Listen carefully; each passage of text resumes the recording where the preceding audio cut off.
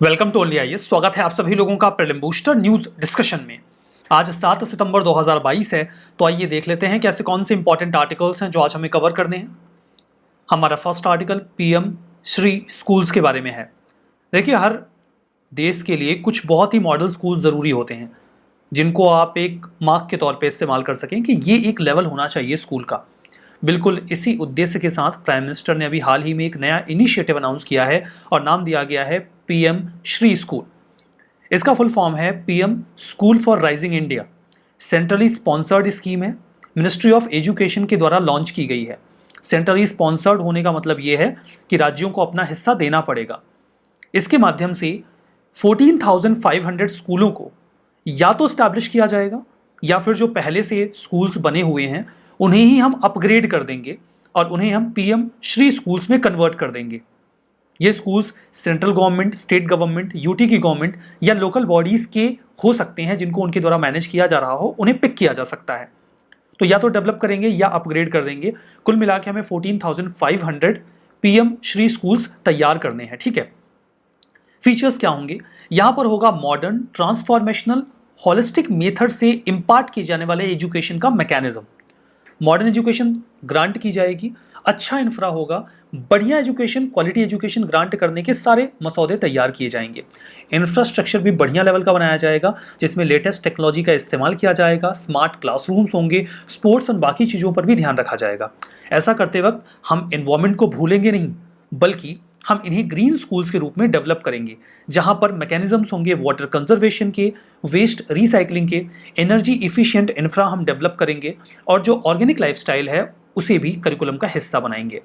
इसका मतलब ये है कि जो भी स्कूल्स तैयार किए जाएंगे ये नेशनल एजुकेशन पॉलिसी 2020 के जो कंपोनेंट्स हैं उनको दिखाने वाले होंगे और ये एग्जाम्पलरी स्कूल्स होंगे जो मेंटरशिप ऑफर करेंगे आसपास के जो स्कूल्स हैं उनको भी कि आपको इस लेवल पे पहुंचना है। So that was all about PM Shri schools. हमारा नेक्स्ट आर्टिकल बी पाल के बारे में है। अभी हाल ही में एक बहुत ही बढ़िया डेवलपमेंट हुआ है। कई सारे लोगों को ट्यूबरकुलोसिस की प्रॉब्लम हो जाती है। ट्यूबरकुलोसिस का जो ट्रीटमेंट है वो बहुत ही कंसिस्टेंटली आपको अवेल करना होता है। अगर आपने दवाओं को मिस किया या सही तरीके से सही समय पर दवाओं को नहीं लिया तो आपकी जो बॉडी होती है वो ड्रग रेजिस्टेंट हो जाती है। मतलब जो दवाएं आपके ऊपर काम करनी चाहिए वो नहीं करती हैं। जो भी पेशेंट है उनके साथ ऐसा हो जाता है।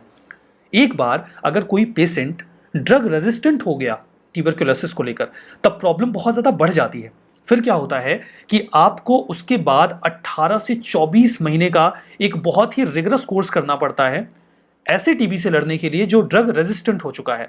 फर्दर उसमें बहुत सारी दवाएं खानी पड़ती हैं और उसके बाद तो जो ट्रीटमेंट होता है वो और भी ज़्यादा टफ हो जाता है। लेकिन हाल ही में एक शॉर्ट ट्रीटमेंट डेवलप किया गया है जिसे बी पाल ये नाम दिया गया है। अच्छी बात यह है कि ये केवल 6 महीनों का कोर्स होगा और इसके बहुत ही फेवरेबल आउटकम निकल के आए हैं उन ट्यूबरकुलोसिस पेशेंट्स के लिए जो ड्रग रेजिस्टेंट हो चुके हैं। किसने डेवलप किया इसे डेवलप किया गया है टीबी अलायंस के द्वारा। एक नॉट फॉर प्रॉफिट ऑर्गेनाइजेशन है। बी पाल की खास बात क्या है कि ये ट्रीटमेंट केवल 6 महीनों में कंप्लीट हो जाएगा। जो भी टेबलेट्स लेनी है वो सब ओरली लेनी है, कोई इंजेक्शन आपको नहीं लेना है। और सबसे बढ़िया बात इसमें यह है कि आपको केवल 3 दवाइयां लेनी होंगी जिनमें शामिल हैं बेटाक्विलिन, प्रेटोमेनिड और लिनेजोलिड। केवल ये 3 टेबलेट्स लेनी होंगी। केवल 3 टेबलेट्स में काम चल जाएगा। पहले की सिचुएशन तो बहुत ही खराब थी। मैंने आपको बताया कि एक बार अगर कोई टीबी का जो पेशेंट है उसने सही तरीके से अपने टीबी का क्योर नहीं किया तो वो ड्रग रेजिस्टेंट टीबी में कन्वर्ट हो जाता है। बीपाल की सिग्निफिकेंस आप यहीं से डिराइव कर सकते हो। सबसे पहले तो ये जो ड्यूरेशन है उसको कट शॉर्ट कर देता है, मेडिकेशन को बहुत ही कम कर देता है।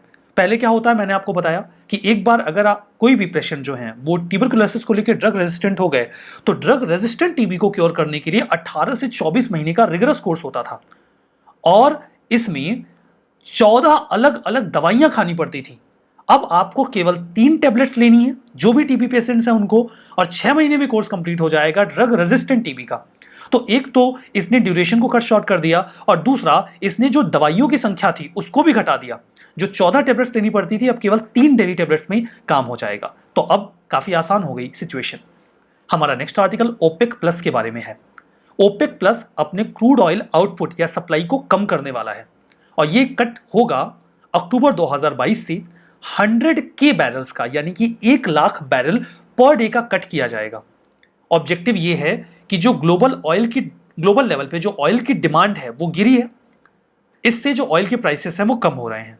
वो चाहते हैं ऑयल के प्राइसेस मेंटेन रहें, इसीलिए वो ऑयल की सप्लाई को कम कर देंगे। इससे हो ये सकता है कि इंडिया में ऑयल के प्राइसेस बढ़ जाएंगे क्योंकि इंडिया को अब महंगा क्रूड ऑयल खरीदना पड़ जाएगा। बात करते हैं ओपेक प्लस के बारे में। ओपेक प्लस को 2016 में बनाया गया। ये ओपेक कंट्रीज का एक्सटेंशन है। ओपेक कंट्रीज ऐसे देश हैं जो ऑयल को प्रोड्यूस करते हैं। उन्होंने अपना एक संगठन बनाया हुआ था। बाद में उन्होंने डिसाइड किया कि चूंकि कई सारे ऐसे देश हैं जो ऑयल को प्रोड्यूस करते हैं और ओपेक का पार्ट नहीं है, इसीलिए ग्लोबल लेवल पे ऑयल के प्राइसेस को रेगुलेट करने में मदद नहीं मिलती, तो उन्होंने बाकी देशों को भी उसमें शामिल कर लिया और बना दिया ओपेक प्लस। तो ओपेक प्लस में टोटल 23 ऑयल प्रोड्यूसिंग कंट्रीज हैं जो ओपेक के प्लस में हैं। ओपेक में टोटल कितनी है? 13 हैं। इनके नाम है, मैं आपके लिए पढ़ लेता हूं।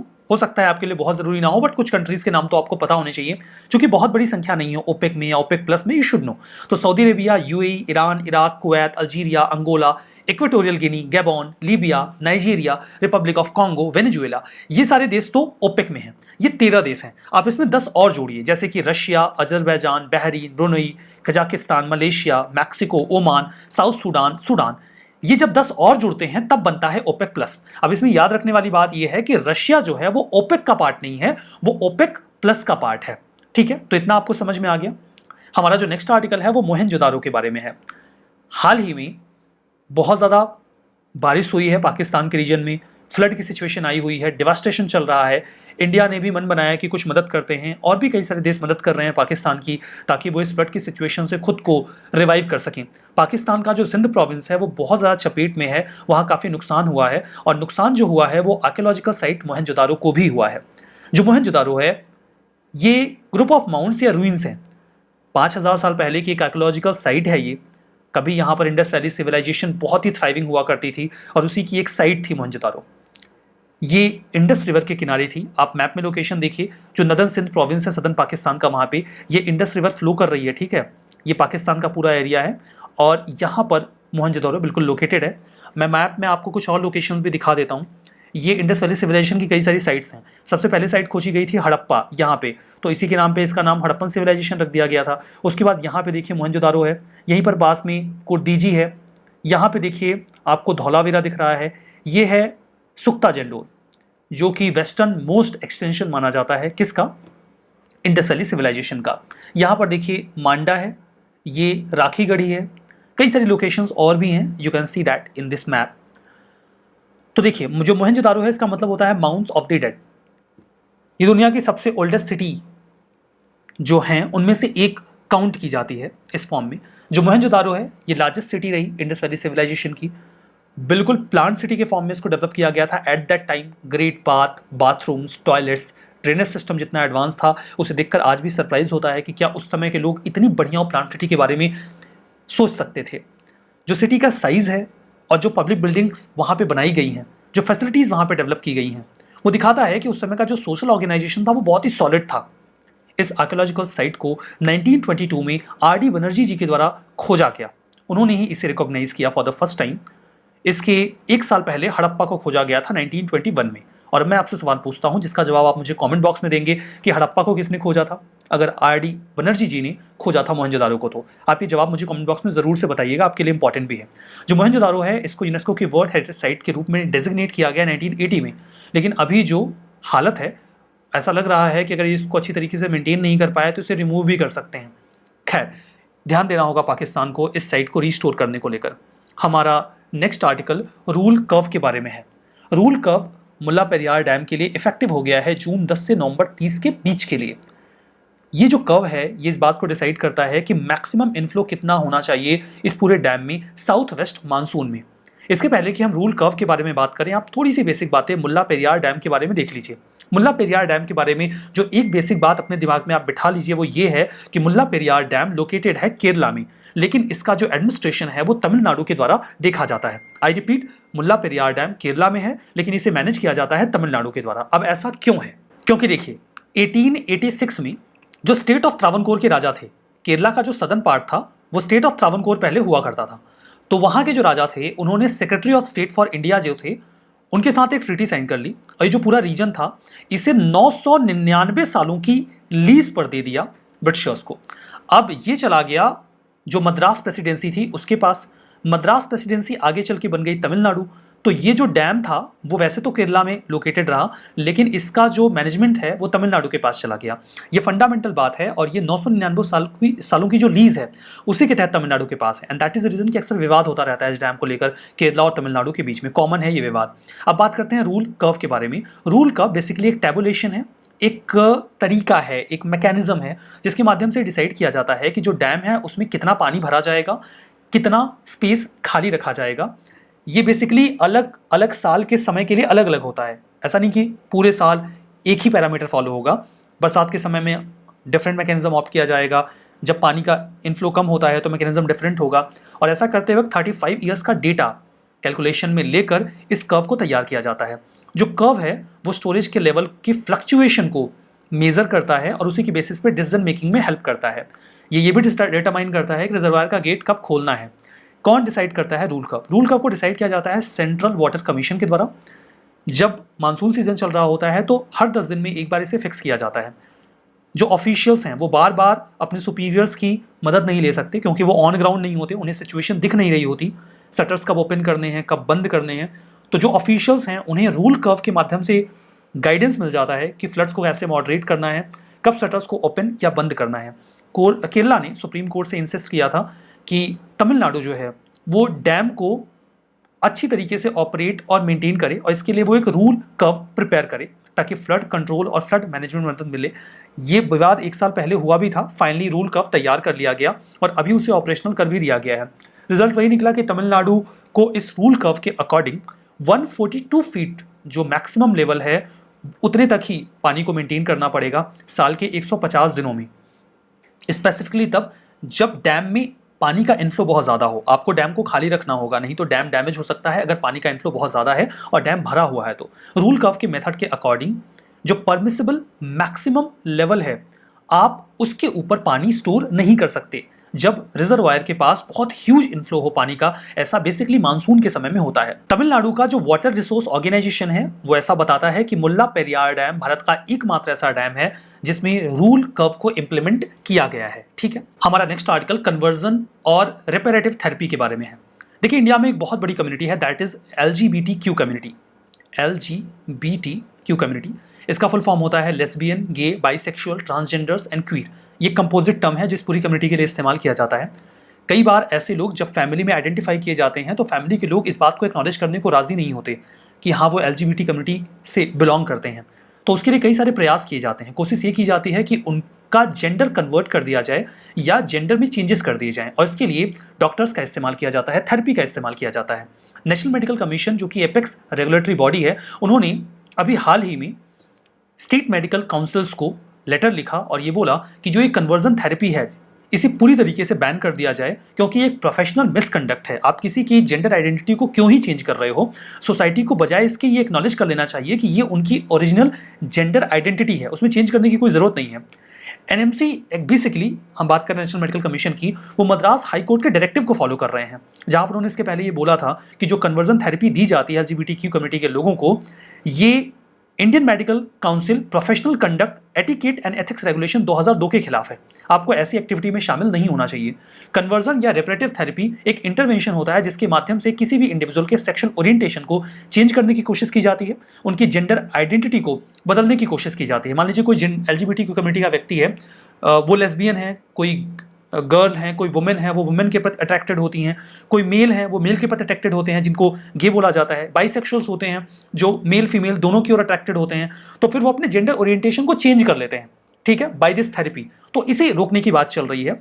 इसके लिए कई बार साइकेट्रिक ट्रीटमेंट का इस्तेमाल किया जाता है। लंबे समय तक परिवार के लोग कन्विंस करके टॉर्चर करवाते हैं, साइकेट्रिस्ट की मदद लेते हैं कि वो अपना ओरिएंटेशन चेंज कर दें। कई बार बहुत लंबे समय तक दवाइयां दी जाती हैं और कई सारे लोग तो यंत्र मंत्र का भी सहारा लेते हैं, तंत्र का सहारा लेते हैं कि कुछ जादू करके उनका जो सेक्सुअल ओरिएंटेशन है उसको चेंज कर दिया जाए। और इस केस में कई बार वायलेंस भी होता है ताकि एक इंडिविजुअल को हेटेरोसेक्सुअल बनाया जा सके। मेल फीमेल की ओर और फीमेल मेल की ओर अट्रैक्ट हो, इसके प्रयास में बहुत सारी एट्रोसिटीज की जाती हैं, उसे रोकने की बात चल रही है। जो कन्वर्जन थेरेपी है, ये एक अम्ब्रेला टर्म है जिसमें कई तरीके के टैक्टिक्स का इस्तेमाल किया जाता है। अगर एक व्यक्ति कई बार अपनी सेक्स एनाटॉमी के अगेंस्ट में अपनी आइडेंटिटी रखता है, मतलब वो मेल है लेकिन मेल के प्रति अट्रैक्ट हो रहे हैं, तो फिर उसे सही तरीके से नहीं देखते, उसको चेंज करने की कोशिश करते हैं और उसके लिए कई तरीके के टैक्टिक्स इस्तेमाल की जाती हैं। ऐसा करने वाले जो डॉक्टर्स भी होते हैं उन्हें कुछ खास जानकारी होती नहीं है, बहुत कम एक्सपर्टीज होती है ऐसे इश्यूज को डील करने को लेकर, लेकिन वो इसमें इन्वॉल्व पाए जाते हैं मॉनेटरी बेनिफिट को एक्सरसाइज करते हुए, ऐसा देखा जाता है। तो इसी को रोकने की कोशिश की जा रही है। हमारा नेक्स्ट आर्टिकल मार्तंड टेम्पल के बारे में है, जो कि कश्मीर में है। आर्कियोलॉजिकल सर्वे ऑफ इंडिया ने अभी ऑब्जेक्शन रेज किया है नवगढ़ अष्टमंगलम पूजा के ऊपर, जो मार्तंड टेम्पल के प्रेमाइस में हो रही है। अब देखिए, ये एक मंदिर है तो वहां पर एक पूजा हो रही है, तो इसमें आखिर एएसआई को ऑब्जेक्शन क्यों है? बिकॉज ये मंदिर अब मंदिर के शेप में नहीं है, लाइक ये एक लाइव टेम्पल नहीं है, बल्कि ये एक हेरिटेज साइट बन चुकी है। कभी ये एक बहुत ही खूबसूरत मंदिर हुआ करता था, आज आपको ये कुछ ऐसे दिखता है, मतलब इसकी रूइंस बचे हुए हैं, बिल्कुल सही स्थिति में ये नहीं है। कभी बहुत ही खूबसूरत मंदिर ये हुआ करता था, जब इसे इनिशियली बनाया गया था ये ऐसा दिखता था। यहाँ पर पानी भरा होता था, लोग पूजा पाठ करने के लिए लाते हैं, आया करते थे। 1401 में शाह मीरी की द्वारा इसको डिस्ट्रॉय कर दिया गया था। इस मंदिर को 760 एडी में बनवाया गया था। यहाँ पर देखिए, मार्तंड टेम्पल जो है इसे बिल्ड किया गया था कालकोटा डायनेस्टी के राजा ललितादित्य मुक्तापिड़ा जी के द्वारा, जिनका शासन 725 से 753 ईडी के बीच में था। तो 760 ईडी के आसपास उन्होंने मंदिर बनवाया। ललितादित्य जी ने अपनी कैपिटल को परिहासपुरा स्टैब्लिश किया, जिसके रूइंस अभी भी आज सर्वाइव करते हैं। इस टेंपल को लेकर कंट्रोवर्सी इसलिए भी हो रही है क्योंकि कुछ समय पहले एक हैदर मूवी आई थी, उसकी शूटिंग को यहाँ पे अलाउ किया गया था। इनफैक्ट इसे जो एविल पावर हैं उनके माउंट के तौर पे पोर्ट्रे किया गया था एक सॉन्ग में, तो उस पर ऑब्जेक्शन हुआ था कि आप मूवी की शूटिंग तो अलाउ कर रहे हो, लेकिन एक मंदिर है जहाँ पर आप पूजा अलाउ नहीं कर रहे हो।